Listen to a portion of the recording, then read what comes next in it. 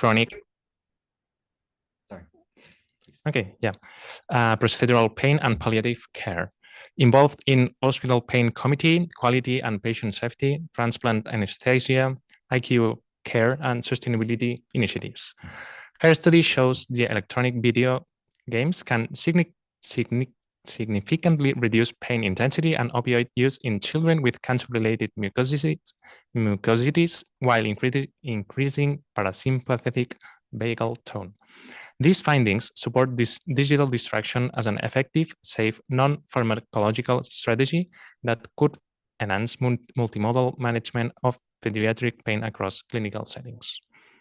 Michelle Charette is an applied philosopher and interdisciplinary researcher exploring how technologies mediate bodily experience. With a PhD in science and technology studies, her work brings phenomenology into conversation with STS and medical humanities to examine e-health, gamification, and datafication in healthcare. She is a researcher with Connected Minds, a Canada-first research excellence fund initiative advancing socially responsible intelligent technologies. Her talk examines gamified applications for chronic pain management through critical phenomenology. Drawing on interviews and first-hand use, it shows how pain drives patients to try these tools while simultaneously disrupting immersion. The promise of fun relief, she argues, reflects biomedicalization more than life experience. Osgur Kalender is a narrative designer, independent researcher, photographer, and videographer based in Istanbul and Ghent. His work explores grief, memory, and emotional experience in video games through narrative design and ludonarrative structures. He works within this freaking fantastic multidisciplinary media atelier, developing research and creative projects across interactive storytelling, visual media, and experimental narratives. His presentation explores how video games represent grief and mourning through narrative design and ludonarrative structures. By examining selected games, it analyzes how mechanics, storytelling, and player agency shape experience of loss. The study discusses how interactive media can create reflective spaces where players engage emotionally with absence, memory, and mourning. So now, please, if you will, you can already start your talk, Michelle. Thank you so much. Okay, great. Thank you so much for having me today. I'll just share my screen. Everyone can see that okay? Yes, we can see it working. Great. Okay, so I'm going to get right into it because I know I only have about 10 minutes. So when I started researching chronic pain care, I really didn't expect games or play to be central to what I was looking at. I was sort of looking at the broader systems of pain care and the transformations therein in the Canadian context. But games and play kept appearing, and in very different ways. So sometimes as a sort of tool for patient adherence, other times as a kind of dispositional approach in the clinic. So I've written about this in two different ways, and I'll be talking about the first of these two papers here. Overall, the sort of appearance of play in the context of chronic pain led me to asking, how should we think about play and games in the context of health and illness? So game study scholars have described games as spaces that are separate from everyday life. This idea, sometimes called the strong boundary hypothesis, suggests that play takes place inside a bounded sphere, a magic circle. And it does seem that people that play games, and I think we can extend this to sports and dance and playing musical instruments, do become immersed in what they're doing. But what conditions are required for someone to enter and remain in this space that feels suspended and separated from everyday life? And so my argument today and in this paper is that chronic pain both supports and kicks back against those conditions. By drawing on critical phenomenology, I argue that on the one hand, pain motivates people to try gamified technologies, while at the same time, limiting their ability to become immersed. And as a result, the promises of gamified pain technologies, especially their claims about immersion and engagement, should be treated with some degree of caution. So some background. So how we choose to manage our bodies is shaped by the broader social and ideological milieu that we find ourselves in. And part of that includes what scholars call the ludification or gamification of everyday life. So this refers to the addition of game elements, points, challenges, progress bars, rewards that now appear in many domains, from productivity apps to fitness trackers to credit cards. Healthcare applications increasingly incorporate game-like elements to encourage patients to track symptoms, complete therapeutic exercises, or follow treatment plans. So for one example, there's the app Pain Squad, which is the image on the top left here. In it, pediatric patients are prompted to treat their pain as a detective would a case. Or Mango Health, the other photo on the slide. It's an app that offers monetary awards when a user remembers to take their medication. So what is the promise that gamification offers in the context of healthcare? Okay, so concretely, in Canada, chronic pain is estimated to cost the economy over $38 billion annually. This includes healthcare spending. It includes things like loss of productivity, insurance claims. There aren't enough pain specialists for the number of people requiring care, so people often wait for years on wait lists. And digital health applications are often presented as part of the solution to this problem. If patients can manage symptoms at home through apps, wearables, or virtual programs, then this might reduce clinic visits and lower the burden on the healthcare system. But there's, of course, a broader cultural logic at play here. Gamification as a way to repair strained healthcare systems is a premise that depends on a deeper shift in how we understand care. Within this logic, care is increasingly framed as an individual responsibility rather than a collective or institutional one. What gets called care is often just, this is my take, redistribution of labor from healthcare systems to patients and from people to technologies. So gamification doesn't simply solve a problem in a neutral fashion, right? It operates within and reinforces a model of care where individuals are expected to continuously manage and optimize their own bodies. Whether that is a reasonable premise is not something I don't really have time to talk about today. I think you can maybe get a sense of what I think about that, but what I am going to do now is turn to a site where that logic finds its force and some momentum. So design strategies like points and progress bars and challenges do not motivate behavior on their own. They must latch on to existing orientations of the lived body. And so to understand how people, rather than systems, use gamified health technologies, I had to ask a different question. What is it like to live with chronic pain? How might the features of that experience afford or resist gamification? So in this paper, I draw on three distinct sources to answer this question. The first is the work of phenomenologist Drew Leader. The second is interviews with people living with chronic pain in Canada. And the third, somewhat unconventional strategy is I actually borrowed one of the games, VR programs that one of my interlocutors used, and I used it myself and did what's called post-phenomenological descriptions of my experience doing so. So I'll walk us through each of these. The first is this idea of hyperagency. So Drew Leader articulates a question that constantly appears to individuals living in pain, which is, how do I gain mastery over the pain? Or must it always have mastery over me? One of the paradoxes he identifies is that chronic pain is both out of our control and yet motivates a strong sense of hypervigilance or hyperagency within the individual. He describes almost like an extra reflective, tentative orientation towards the world. This involves being cautious about what might exacerbate one's pain. At the same time, it involves being mindful about what might improve it. While often out of our control, there's this sort of dull, constant searching for control. And this is an embodied reality that gamified health technologies tap into. I also spoke with individuals who live with chronic pain, and many of them described this hypervigilance really clearly. Viva, for example, is a woman now in her 70s from Ontario.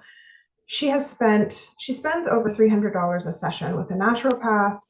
She purchased a virtual reality headset for pain relief, a microcurrent stimulator, that's what she holds up to the camera in this photo on the slide, sauna, colloidal silver, many other strategies. She told me that she was willing to try anything if there was a chance it might reduce her pain. Even things the medical community would call foo-foo dust, to use her words. Another interviewee, Lee's 28-year-old diagnosed with fibromyalgia, sent me this very detailed spreadsheet on Excel that she had created to track her diet, her activity levels. It had 86 columns with categories and subcategories. So there's a lot of work that goes into this. Others, like Zoe, attended multiple pain programs all over the city, traveling often from one to another within the same day. And so these conversations reinforced the in control, out of control paradox that Drew Leader identifies. Chronic pain propels one into action in the form of rigorous monitoring. Yet many individuals also described being restricted when it came to this monitoring. So they used props for their technologies when their hands got sore. Viva had to stop using the VR program because it made her dizzy. She felt afraid while using it that the light stimulation might exacerbate her headaches. So I'll come back to this in a second. So Viva actually offered to let me trial this program. And so I did. With it, I conducted post-phenomenological descriptions of my experience using it. It's called VNP, or the Vagus Nerve Stimulation and Repair Program. And it's essentially a distraction program that's meant to immerse the person in pain into a specific environment, combining visual patterns, soundscapes, and affirmations. So I used it a dozen times or so, documenting via notes and voice recordings how the program reconfigured my relation to my body during use. On the one hand, the immersive visuals, ambient sounds, and guides sort of drew me in. And other times I was reminded of things like the weight of the headset on my head, the visual strain. I wear glasses, so sometimes I had to wear my glasses while wearing the headset, and that like pressed up into my face. And my posture and my environment exemplified in my voice note recording on the slide here. And so all of those created a second layer of distraction, which was that I was often more aware of my attention and my inability or my failure to sustain my attention towards the program. And I don't live with chronic pain too, so I think that's an important aspect here. From this, we can glean the following. So gamified pain technologies are appealing, partly because they align with two powerful forces. The first is the desire to relieve suffering or mitigate suffering, hypervigilance or hyperagency. And then the second is this broader cultural push towards proactive self-management. Yet at the same time, the body is the axis of attention when you live with pain. Pain complicates the experience of play in a fundamental way. In everyday life, our bodies usually fade into the background of perception. But in pain, the body becomes what Leader calls the axis of attention, the central object of awareness. He and my interlocutors describe pain as something that can collapse our world of involvement, making it difficult to project ourselves into other activities. Even when someone tries to focus on something else, the sensation continually calls them back. And sometimes it's not the pain itself, but rather the fear of its return, something that Viva spoke about. So this creates a problem for gamified programs because the magic circle relies on habituation. Players gradually become familiar with controls and mechanics until interacting with the game feels natural and thus immersive. But chronic pain disrupts this process. And this disruption itself is not unique. If you have to blow your nose while you're playing a video game, the same thing is going to occur. But the difference in pain is that these barriers are more frequent and they color the overall environment. Because of this, the boundary between play and everyday life becomes thin. So really quickly to conclude, why does this matter? First, I think it matters because it gives rise to something that's referred to as algorithmic care. So a logic that treats care as a sequence of standardized, repeatable tasks that can be delivered through digital platforms. This is, of course, a highly individualistic approach to care with downstream impacts, one of which being the erosion of other state-funded mechanisms like social support groups and pain clinics. But one participant also told me very pointedly that games for pain totally turn her off because what she really wants is to be heard. Finally, gamified technologies may create false expectations about control over chronic pain. The idea that pain can be fully mastered or gamified may be unrealistic. And so engagement in these contexts is not driven primarily by a desire to play. It's driven by a desire for relief. And relief is not the same thing as fun. As one participant in my study put it very simply, she effectively titled the paper, "There's Nothing Fun About Pain." Thank you for listening.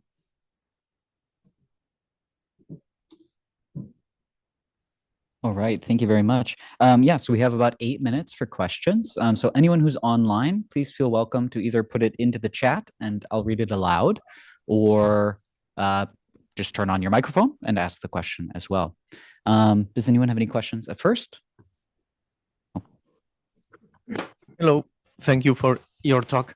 I understand if what I'm going to ask about is not part of the data that you have collected and analyzed, but you probably know a lot about it. So how do these applications or systems, gamified systems, frame themselves or present themselves? Do they actually promise, hey, you're going to have fun with this? Or what is the discourse?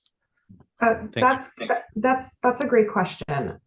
So I would say that most of them more explicitly are framed around immersion and therefore distraction. So they're kind of, offering to facilitate distraction from pain, but then you have these ludic elements that are playful and meant to be kind of enjoyable in some ways, right? So there's a pain tracking app, for example, that interspersed between tracking activities have images of like puppy dogs and like kind of cartoon characters. And so while not explicitly framed as fun, there is something there's levity kind of built into it. Distraction is the primary goal from what I can tell. Yeah. I was kind of wondering, so this concept of hyper agency in response to pain, how would you connect that to the discourse of like mindfulness with chronic pain?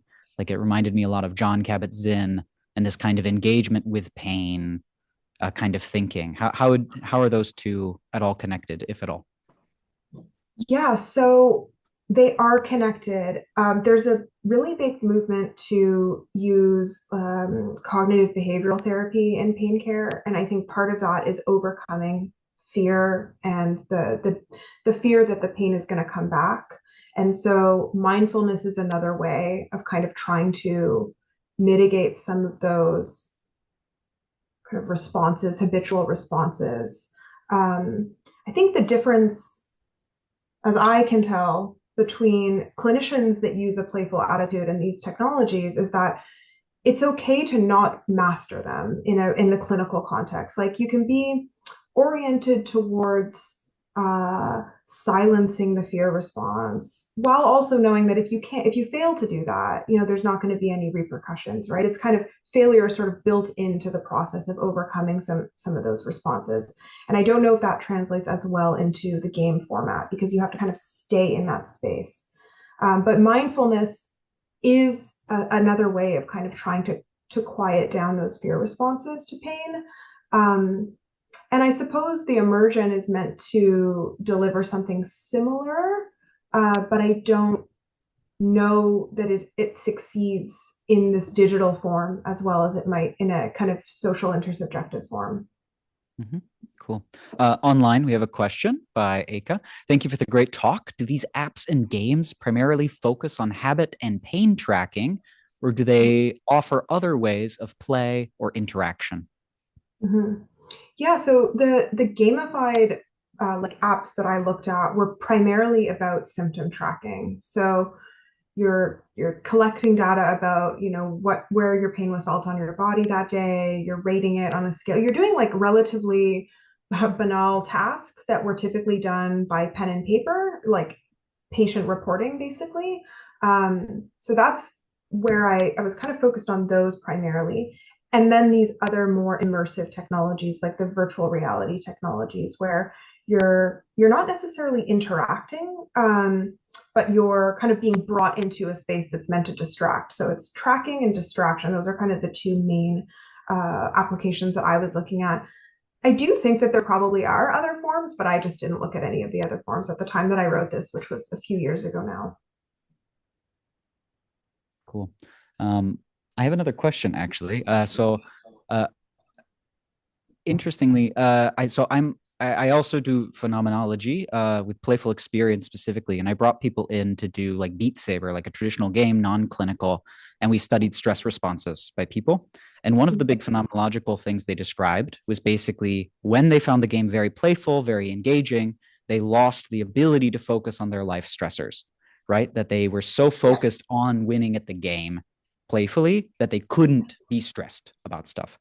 Does this fit at all with your kind of data, or like was the format of the game or situation just so unplayful that you didn't notice that, or do people not really talk about that at all? Or how did, yes, this kind of engaging game design as drawing all of your hyper-focus attention away from potentially stressful events, how does that factor in? Yeah, so that's really interesting because we'd have to first start by asking what's the difference between stress and pain. And of course, there's overlap between those things, phenomenologically speaking. The way that I was sort of thinking about the inability to be fully engaged has to do with the extent to which pain colors your world, right? And people living with chronic pain, not only as a result of the physiological, like the discomfort that pain prompts, but also just people often their whole lives become about pain management. And if you've been living with chronic pain for 5 years and you've had no respite from it, then that's going to really color your environment to a point where that level of immersion, even if the game is really engaging, like there's going to be more kickback there, right? Stress is different, presumably. But maybe a certain amount of stress on a person's life would also prevent them from enjoying Beat Saber. Just depends on kind of the degree of stress and how much it pulls you away from the activity.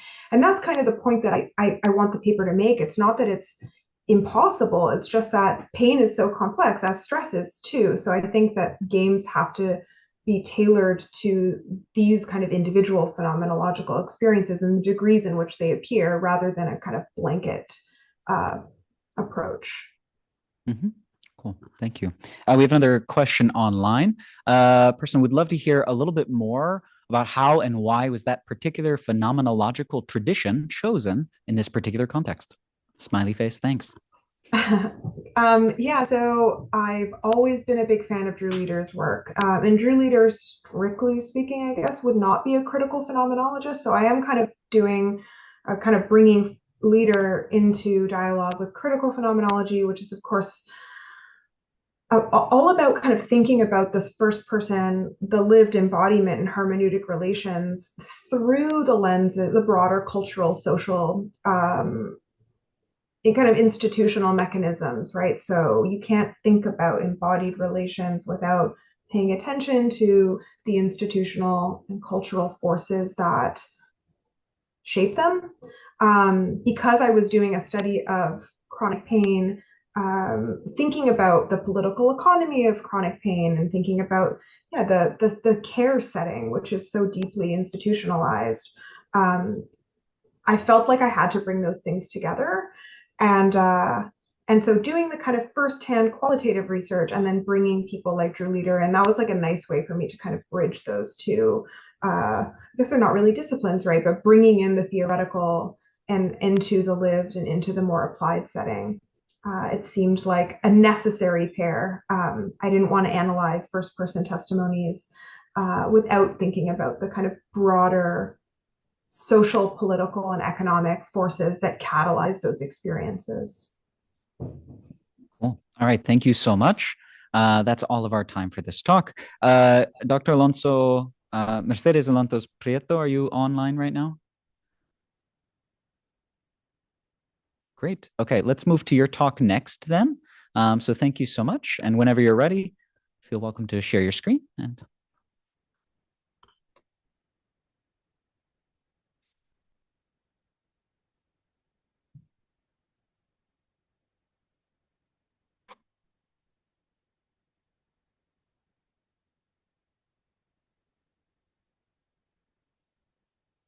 believe you're also muted at the moment.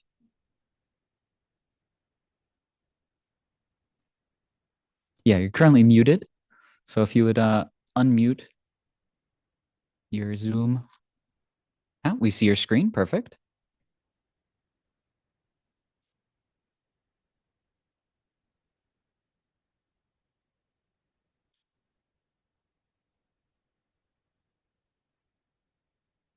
Hello, do you listen to me? Yes, we can hear you. Okay, okay, because I was not planning to work today and I'm in somebody else's computer. And let me see, I have here my, okay. Surprising technology. See? Yeah, sorry, I'm not too good at this. Esto fuera. I No, think no, you're no my worries. screen. Cancel, okay.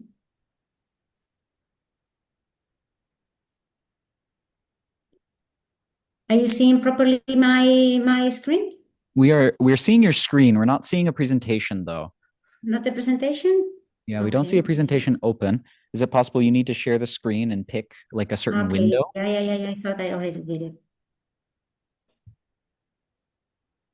Sorry. No worries. It says that I'm sharing my screen. Yeah, we do see your screen, but we see like what looks to be a folder set. Yeah, like where maybe the presentation is located. Do you see my presentation? Not yet. We do not. We do not. Okay, wait a moment. Could be. Yeah. Do you have two screens? Like if you move the presentation? Only one. Okay. You should be seeing my presentation. It's windows you're sharing, and apparently the only window that's been chosen for sharing is Let me see. I'm going to stop. Let me see now here. Yeah, I would recommend be unsharing and resharing. Is it fine now? No? No, we still see the old. Okay, let me see again. I'm going to try again.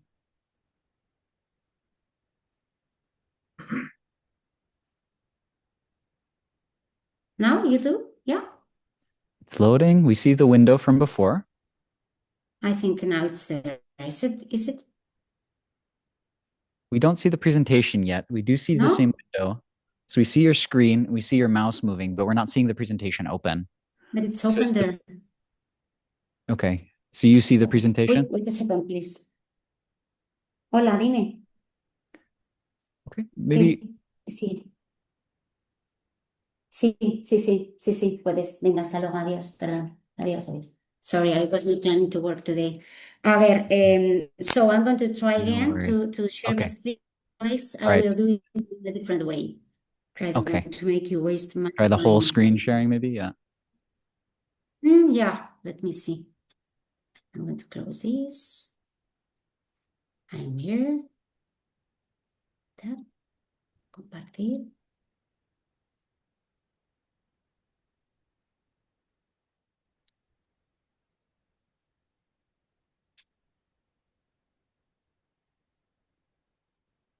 Let me see. Do you see my screen now?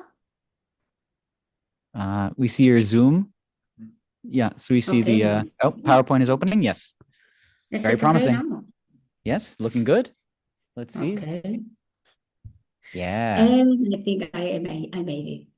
Okay. Perfect. Okay. See. That's fine, is it? Yep. Perfect. All right. Whenever you're ready. Okay. It was the most difficult thing to do today. Okay. Well, thank you very much. Okay. We currently let me pause you real fast. So currently we're seeing your notes as well. So we can't really see the slides very clearly. Sorry, the technical issues fight sometimes. Is it fine like this? Is it fine like this? Yep, that works. Then. Yes, perfect. I leave it there. Hello, good evening from España. My name is Mercedes Alonso. Thanks for the presentation. As you already said, I'm a pediatric anesthesiologist and I coordinate the Pediatric Pain Unit at La Paz University Hospital in Madrid, España. I'm very pleased to take part of these sessions, and I thank you very much for inviting me, giving me the opportunity of sharing part of my job. With your permission, and as you already saw, I am considering that English is not the language in which I express myself most naturally or fluently. I decided to support my talk with a few notes to guide my presentation, to make it it will make the lecture a little bit less spontaneous, but hopefully a little bit more useful and easier to understand. And I'll be happy to leave a little bit more of room for spontaneity during the question and answer session. The article, well, if you're not understanding something or whatever, you feel free to interrupt me, or okay, if you need. The article we're going to discuss today is entitled, as you see, the association between pain relief using video games and an increase in vagal tone in children with cancer. And we made an analytic observational study with quasi-experimental pre-post-test methodology. This highlights, as you already explained, video games can significantly reduce pain intensity and the need for opioid painkillers in children suffering from cancer-related mucositis. At the same time, they increase parasympathetic or vagal activity, which we'll see a bit later in deeper, or in other words, it reduces the body's stress response. These findings support digital distraction as an effective and safe non-drug strategy that could improve in multimodal pain management in pediatric patients across different clinical settings, not only this one. Mucositis, it's a relatively common complication for chemotherapy. It involves inflammation of the lining of the mouth and the entire digestive tract, which can lead to very painful ulcers. This condition may require strong pain medication for several days until it resolves. Opioids, analgesics, are highly effective and clearly indicated when severe pain does not respond to other treatments. However, they can cause some side effects that are usually dose-dependent, such as nausea, vomiting, constipation, itching, drowsiness, and less frequently, but more seriously, they may lead to breathing problems or dependence.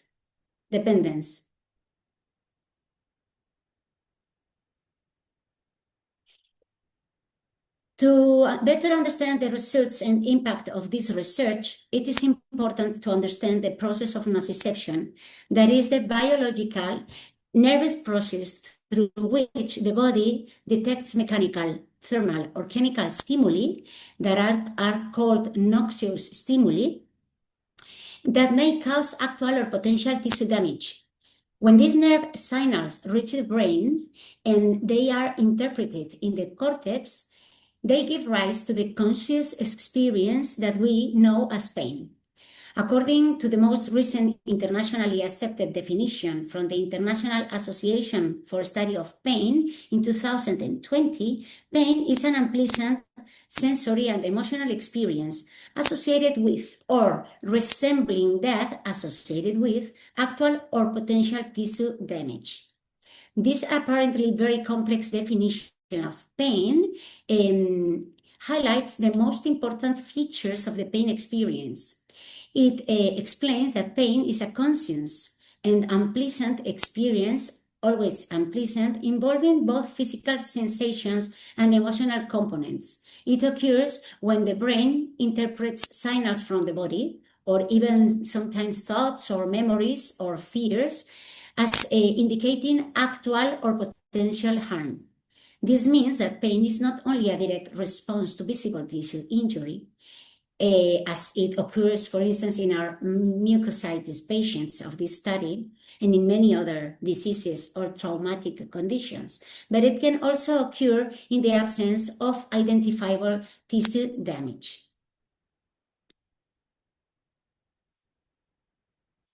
Beyond the emotional impact of pain, the biological nociceptive system is closely linked to the body's overall functioning through its connection with the autonomic or vegetative nervous system.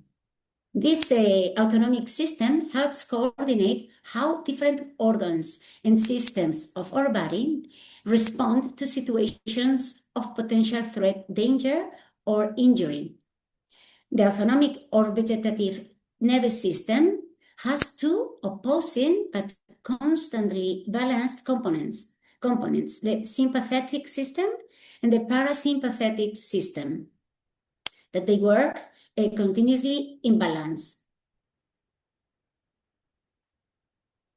The sympathetic system activates a stress response that prepares the body for defense and immediate action. It increases a pupil diameter, heart and breathing rates, triggers also some hormonal changes such as fluid retention or increased blood glucose, and promotes psychological reactions like alertness or avoidance. Overall, all these responses aim to reduce exposure to danger, compensate for initial damage, and prevent further harm. In contrast, parasympathetic or vagal system, it's responsible for rest, for calm, and recovery. It has the opposite physiological effects than the sympathetic system. It tends to dominate during periods of relaxation, and it is associated with improved healing processes, counteracting the negative effects of prolonged stress.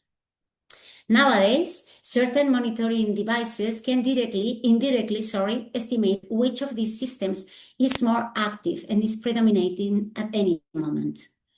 And they do it by analyzing physiological signals, such as heart rate variability, like this analgesia nociception index monitor, that is the ANI that we used in our study, or the RG scan that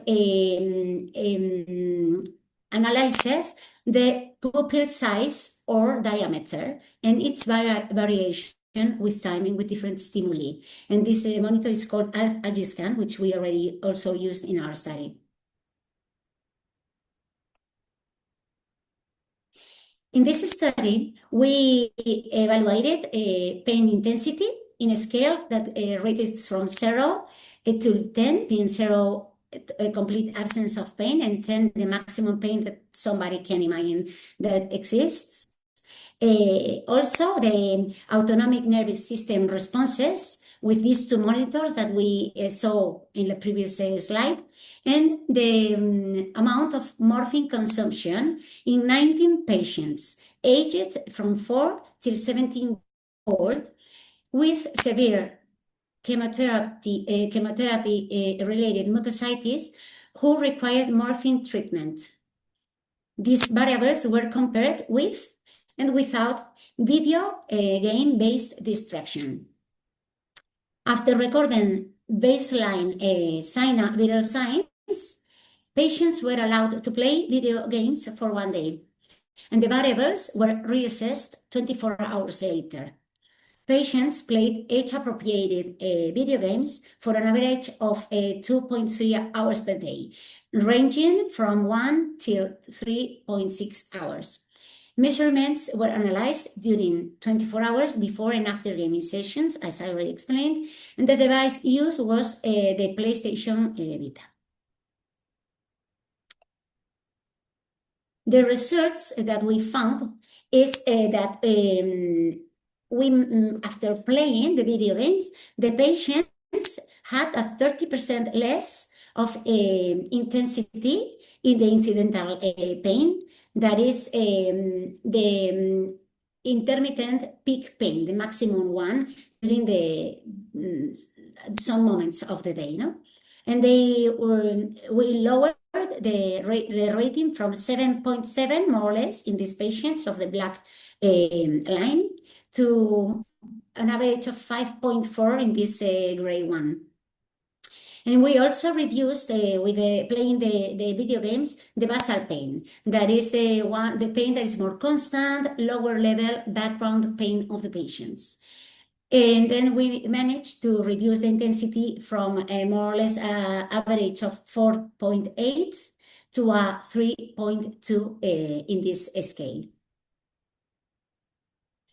Another research that we could find with playing video games is a reduction of 20% of the amount of morphine used in this period of time. The patients were using 35.9 milligrams of morphine a day, while after playing the video game, they were using 28.6 milligrams as average. And we also reduced in a 44% the amount of on-demand doses that the patients required. We also saw a significant increase of ANI values, as you see here, from 62 till 71. The higher the level in the ANI monitoring, the more parasympathetic balance, so less stress the patients have. When we studied the results in the pupil diameter, we didn't find any significant results. This is probably because stress increases, as I already explained, pupil size. But on the other hand, opioids have the opposite effect. Opioids produces a meiosis. It means reduction in the diameter of the pupil. So since there is an increase in the vagal tone or reduction in the sympathetic tone, but there is a reduction also in the consumption of morphine, probably the one effect counterbalance the other one, and the pupil size remains the same. That's why we probably didn't see any difference in this point.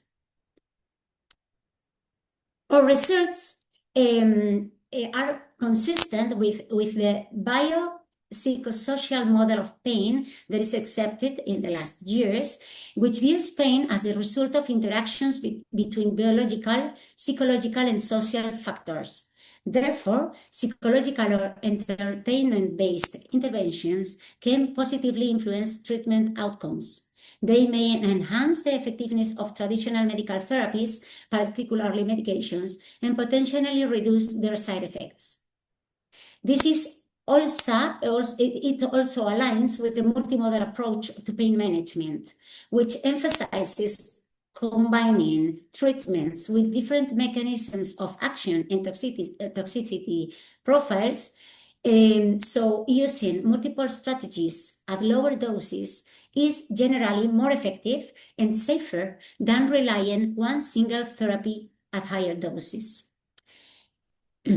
And also, it's consistent with other studies that have demonstrated similar benefits of digital distractions in different clinical contexts, such as during wound care or procedures like intravenous line placement, as well as in reducing anxiety among hospitalized children.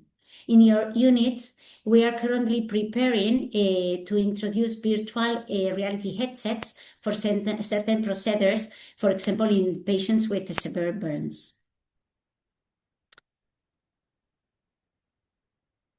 Some take-home messages that I would want to share to finish my talk is that pain is a whole body and a whole mind experience. What we feel is shaped not only by tissue damage, but also by attention, emotions, and stress.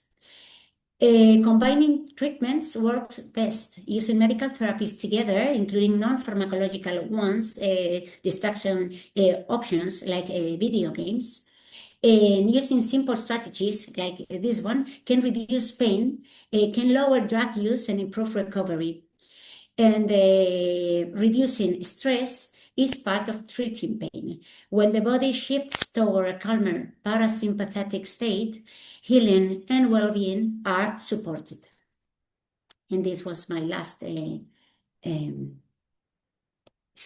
Thank you very much for your attention. And I will be happy to hear your opinion and attend your questions if you have any. Yes, thank you so much. Yes, so we have some time for some questions. Any questions, Mili? Hello, thank you so much. Hello. It's a simple question, I think, but how did you decide what game or what kind of game were the patients playing? We used games. I cannot go back here.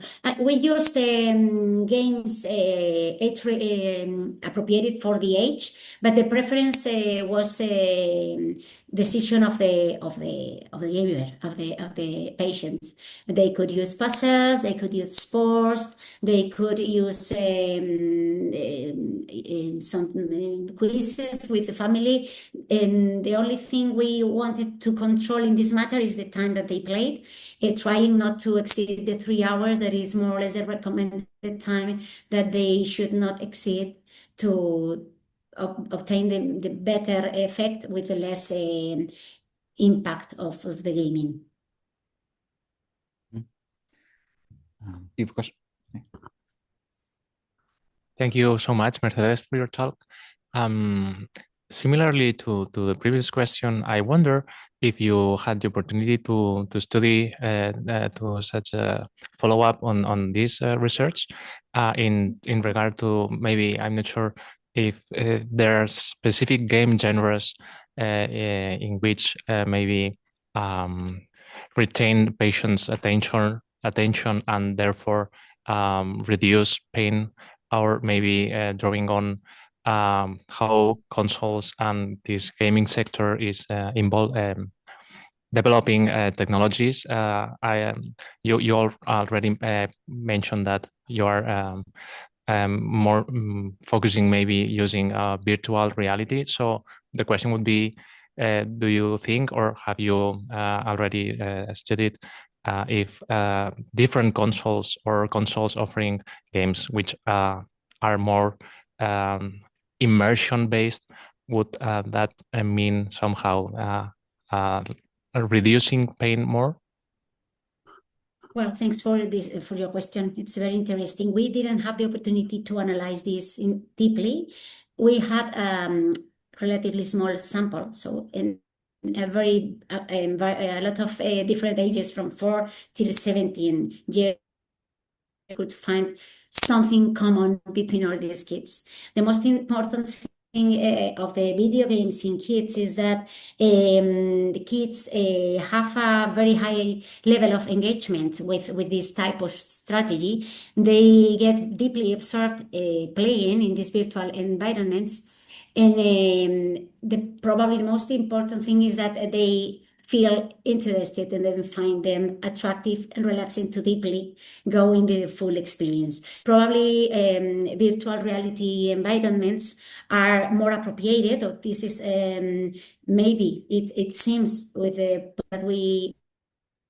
they are maybe more appropriated for invasive therapy, for dressing changes, for burn patients or procedures. And probably in this direction of selecting one type of game for some clinical setting, it could be interesting using games that have some imply some kind of physical activity in patients that need some type of physical recovery, because physical exercise is also a very good way to recover, not only in general patients, but specifically in patients with pain. So since physical therapy is a very interesting part of the recovery, probably all these games that improve movement, dance or sports, probably are a good choice in these patients. Yeah, so a question. Since I study playfulness kind of broadly, which kind of looks at games and other types of categories like humor and things like that, how do you connect this kind of finding with medical literature about other forms of playful engagement in hospitals? I'm thinking things like hospital clowns, which have quite a tradition in spaces. Does it have a similar kind of pathway, would you say, or how would you relate that construct to your investigations?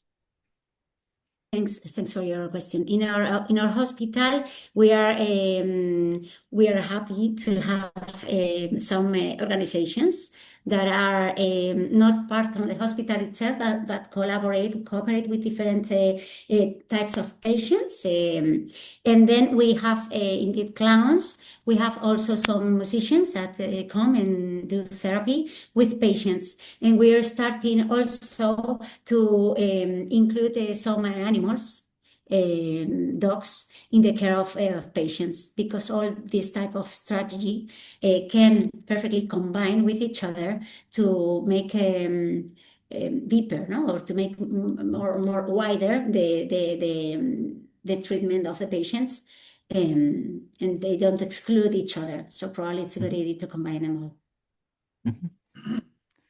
All right. Michelle Charette also brought up that it would be really interesting to track what kinds of games or single player or multiplayer games make a difference, not only for distraction, but for enjoyment and overall well-being. And thanks for your talk. I agree. All right. And with that, I think we have all of our time for that talk. Thank you so much. And Özgür, whenever you're ready, please feel welcome to share your screen. Thank you. Just give me 1 second, please. Yes, perfect.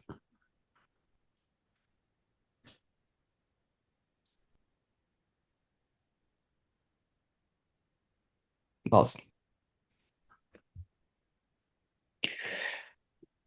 Okay, thank you for both of the researchers for their great presentation, and Games as Art Center to have me here. And my presentation about my paper is going to be a little bit different today, because I am going to look on the narrative design and narrative side of the pain and the grief here. My name is Özgür, and I am an independent researcher, past academic, but now I am doing mostly narrative design and independent interactive media design. Many of my fellow people know I am extremely excited on these situations, so I am sorry beforehand. My purpose of this research is to examine how grief is integrated into the video games and narrative designs. And I focus on how developers combine the storytelling, the game teams, and gameplay mechanics and player interactions to this huge emotion. I have two main questions in this research. One is how the developers use the narrative design to portray this personal emotion, grief, in their video games. And the second is how does this affect the player's experience and understanding of the grief. First of all, let me explain very quickly what is narrative design. Narrative design is a process of building a story and the emotional experience of a game through the both narrative elements and gameplay systems. We can call it like a bridge. Use the game mechanics and the storyline together to tell a story. Actually, the affect the player, hold the player in the story. You can use the characters, the dialogues, the world building, also show people how to interact with these elements. This creates a dynamic relationship between the system and the emotion and the player's action. And what is grief? Grief is basically a response for a significant loss, but and like you see, it's often see the sadness, anger, and confusion, and I hope nobody feels that way. It's my personal feeling, but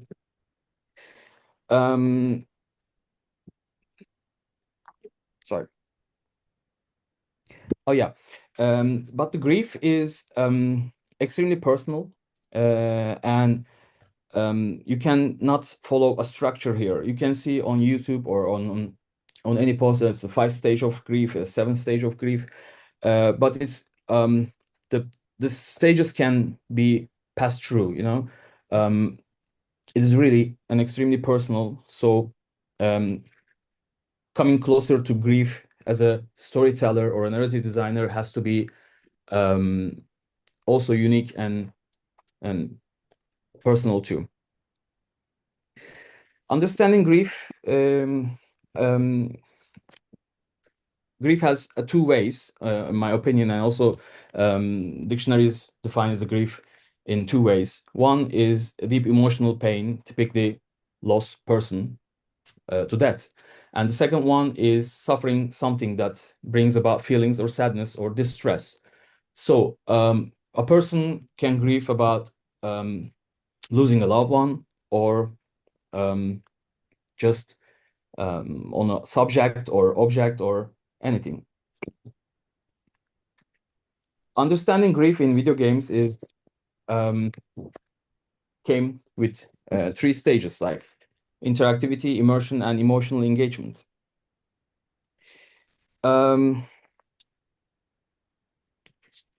Emotional engagement, immersion creates a sense of presence within the game world. Emotional engagement connects the player to the characters they played, and the interactivity is also like the player actually, the taking a part in the game.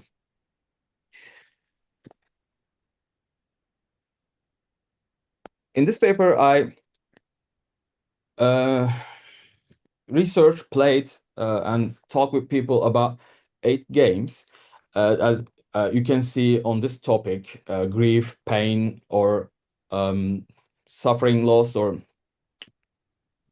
great narrative design search. You can see this 8 games in everywhere, actually. With our limited time, I am just going to point out 3 of them fast, and I'm not going to take much time, sorry. The first one is my favorite, the Firewatch. The Firewatch is really a great example for grieving for a loss, but not for loss of a dead person or losing a loved ones. Our main character Harry choosing a self-discovery path in the nature as becoming as a Firewatch, and as the story goes, we discover he lost his wife into a dementia. Sorry, and in this stage, we know she's alive, but at one point he had to leave her to get healed and move on. And in the story, we saw, as a player, we saw Henry using his radio to talk with Delilah, another Firewatch, actually expert Firewatch, and their communication becomes a therapy sessions. They start talking deep stuff, emotional stuff, and a player helps Henry to pass this grief and help him to self-discovery in nature. And the second one is Greece. Greece is a different form of narrative design example. It's completely working with art, color, music, and environment. The game completely absence of dialogue shifts, and the focus just focus on the emotional interpretation rather than the explanation. When you process in the game, you can see the stages of the grief as colors and the art forms. And when you move on into the world, the color start changing, the symbolizing the movement to despair to healing, actually acceptance. This experience as a player side is really connected and deep and emotional. And the third different example is Brothers, a tale of two sons. This is an example for game mechanic systems in design. There are two brothers in the game. You are controlling both of them with one controller, left side and right side, with your both hands. And you are trying to get past through the puzzles and the maps with your own skill, controlling both of the brothers. Spoiler alert, you are using one brother, and then the player gets suffer with his controller. The player losing the one side of his controller and starts playing with only the other side. And this is how game mechanic gets implanted in the emotions in the game. And my personal touch on this topic, I am 40 years old, and you can call it as I am coming from a couch and LAN party gaming life. So with the game community change to online and multiplayer and distant gaming, also the emotion sharing and grieving is also shift from in-person to online gaming. So there are two type of grievings in gaming right now. Actually, one is fading out, but individual gaming players can touch their stories, and collective grieving. The gaming communities come together, mourn in online space. There are a couple examples. For example, huge star Lance Reddick from The Fringe, from John Wick. He also voiced the key character from Destiny 2, and he mentioned in many interviews he loved to play Destiny 2. And after his passing, a lot of players get together in the game and pay their respects to him and create a collective grief. And also a huge gamer, Robin Williams, his daughter, if I remember correct, called Zelda from Legend of Zelda. He loves playing World of Warcraft, and after he passed, Blizzard honored him with an NPC character called Robin. And when you reach this NPC, he will talk with you as Robin. And also they are honored him with an eggshelled place with a small chair and a desk, like showing he's living here, as from his first TV show appear to a global star. If I remember correctly, is Mock and Mary or something. I'm sorry, I have to check. Oh yeah, sorry. Before the conclusion of this research, I have to add one little part. Ludonarrative and ludonarrative effect is really kind of a new term in the research area that I'm in, actually. But it's often refers as a relationship between the gameplay systems and the narrative meaning. It's a word to combine them both. This shows the emotions to emerge not only from the narrative, but also the way the game is played. With this emotions creating this emotion with the gameplay, people start calling that is ludonarrative effect.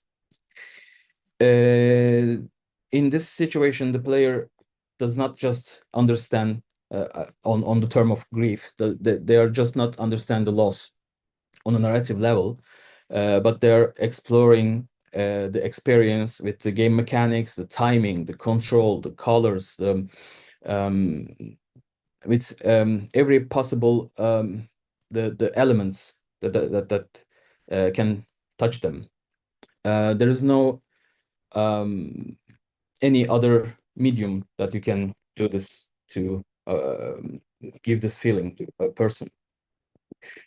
Conclusion: the developers are using the narrative design, the mechanics, and the player interaction to present the grief in a ways that only can be unique for video games.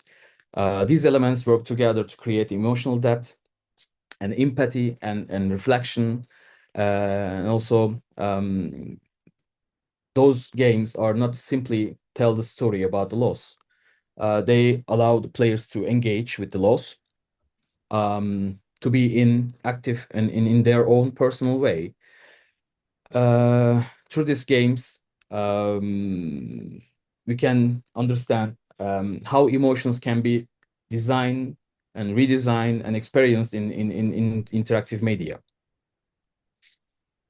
And before close, from a great movie, Good Will Hunting, Robbie Williams wrote, written by Matt Damon and Ben Affleck. You don't know about the real loss because it only occurs when you love something more than love yourself. And I doubt you ever dared to love anybody that much. Thank you so much for listening, and I hope I didn't bore you much. Thank you very much. No, it's a really lovely talk. All right, we have some time for some questions. Are there any questions from the audience? Yes. Did you also move your... Oh, you first. You go first. Okay. First of all, thank you for your talk. It's a topic that I find very interesting because a few years ago I was into the research in the connection between mental illness and video games, but how we can represent, for example, the idea of depression or the idea of CDI in this kind of game mechanics. So what I wanted to ask you is, could it be simple in some way to represent the grief in the narrative and the game space using, for example, script mechanics and kind of things? But how do you think that it's effective in terms of interaction to show the a grief status? If I understand correctly, you are asking a person who is already grieving and how is going to affect, or am I here correct? I didn't get that. Not really. It's related to what kind of characteristics do you think that the interaction inside a video game could be effective to show the grief? Oh, I'm not, I'm not sure actually. Because like I said in the beginning, the grief is extremely personal. For example, why I did if you have a couple of minutes, I would like to tell a little anecdote about why I did start this research and why I focused on grief. I wasn't always close with my family, and once I was listening a podcast, and a person said, how old is your father? Said it's like 70 years old. How many times do you see him in a year? And I said, I don't know, 2 times, maybe Easter and the Christmas. Okay, if he's going to live 10 years, you're only going to see your father 20 times. And that was the impact point for me, for when I play a game, any game. I'm such a nerdy gamer, I'm sorry about that, but I start seeing my father, my pain through the characters. I was playing Firewatch. He was affected by his wife's dementia, but I was thinking my father. I was escaping from my father. So that was the turning point that for me in both sides, that I want to see my father more, and I have to research on this to understand better and to share with people better. So that was that wasn't the answer for your question actually, but that's why I am saying that every aspect of grief is personal and different, and every game every narrative design leaves a different mark on people. Thank you so much. Thank you. The chat question. Yes, the chat has a question. You have included Edith Finch as an example here. Could you talk a bit about it? Yeah, sure, but do we have time for it? I'm not sure.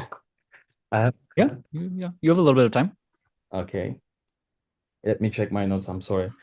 In the beginning, I told you guys I'm really get so overwhelmed and excited on this.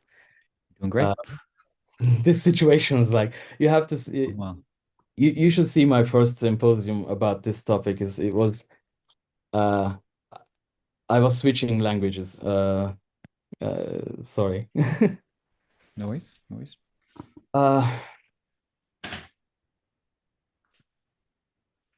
Yeah. The Edith Finch was one of my friends gifted that game to me to said you will find yourself in this story a bit. And if I remember correctly, in the game that Edith inherits a house from her mother's death and a little key, and starts discovering in the house and starts looking through the stuffs and find the background story of herself and discovers some stuff. And yeah, am I going to tell all the stories here? I'm sorry, I missed the point. I was going to tell all the game here. No, I think the question was how it connects to grief, probably, right? Just maybe just a brief of how it got represented as a part of grief. Sorry, I'm sweating here. So, on my perspective. Okay, thank you, Acha. In my personal effects on that,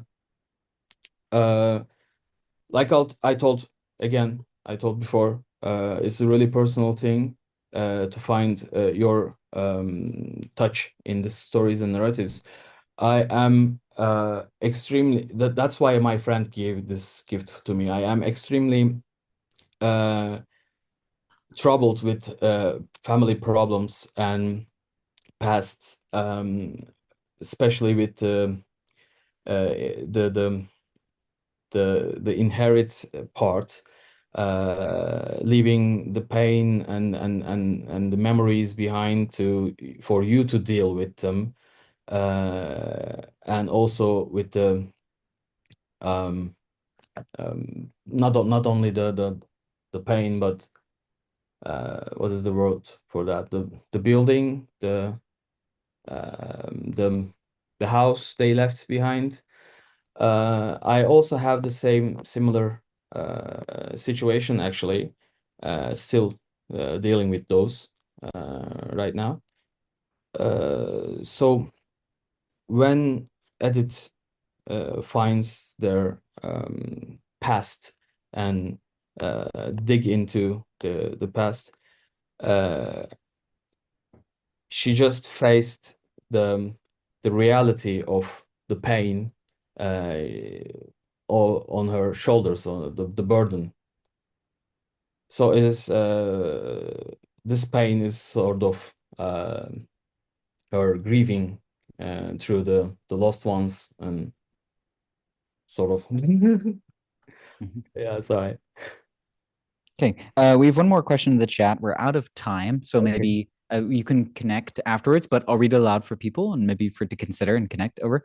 So, hey, great talk. I'm a narrative designer from Seasonal Letter to the Future / Bioshock 4, and I research the same things as you. I'm interested in the incorporeal presence, or presentence, maybe, if that's a different word, of grief into something playable outside of the story or narrative, the what of the story, to thinking more of the design, the how. Could you talk about making something incorporeal like grief into something playable? Hi. I think this is a really great question. Maybe if you can give just like a 15-second version of how to make grief playable, and then maybe a longer conversation can be had over a connection later. You're asking to me or to Meg? Yeah, just a 10-second answer to this. I know it's not enough time, but just give it your best shot. Okay. Yeah, I'm terrible at this situations. I'm sorry.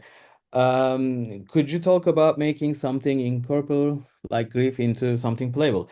I don't know. It's really tough actually right now.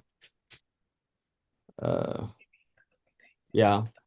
Yeah, no worries. No worries. All right, a very hard question to land off on, but please do feel welcome to connect with each other, send emails or things via chat. Thank you all so much. This is all of our time for today. 3 really, really great talks. A lot to think about. Thank you so much, speakers. Let's give them a round of applause. People are in the room. And if you're at home and you want to clap by your computer, feel free. Great. Thank you all so much. We will be here next month discussing games and play and how those two terms interact. So thank you again for being a part. We'll leave the chat open for another 5 minutes or so. If you want to connect, send any emails to anyone, LinkedIn profiles, things like that. Thank you very much. Thanks so much for having us. Thank you. Thanks. Have a nice evening. Thank you very much. Bye. You too. Bye.